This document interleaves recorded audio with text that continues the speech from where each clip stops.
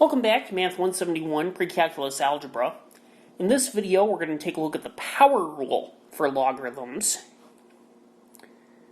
So this time we're only going to start with a being equal to the log base b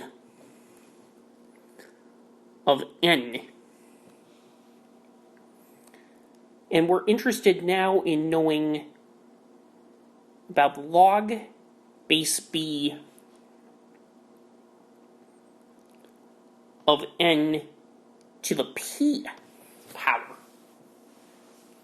And we'll go ahead and let that equal x.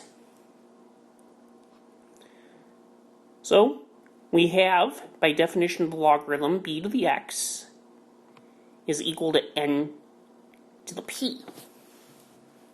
But then, using the definition of logarithm up here,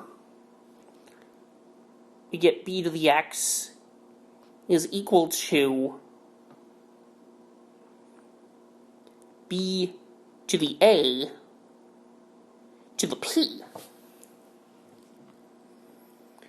Now we can go ahead and multiply exponents, because when we raise a power to a power, we multiply the exponents. This is going to be b to the AP. That's going to give us the x is equal to AP. Now, one thing I'm going to do just from a notational standpoint is I'm actually going to use the commutative property of multiplication to rewrite that as x equals PA. The reason for that is it avoids confusion when I now substitute the logs back in. So we get the log base b of m to the p is equal to p times the log base b, actually I think I used n, yeah I did, of n. So let me make that change here. That should be n to the p.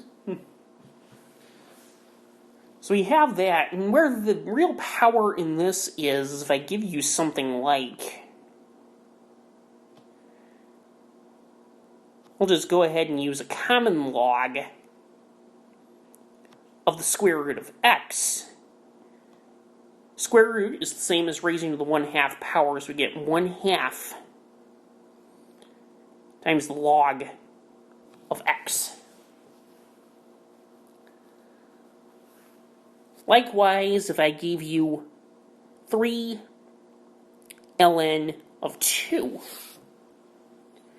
we can use this rule to say that is ln of 2 to the 3rd, which is equal to ln of 8. So that concludes this video. In the next video, we're going to put all of these together. Actually, in the next 2 videos, we're going to put all of these together to both expand a logarithmic statement and then compress an expanded logarithmic statement.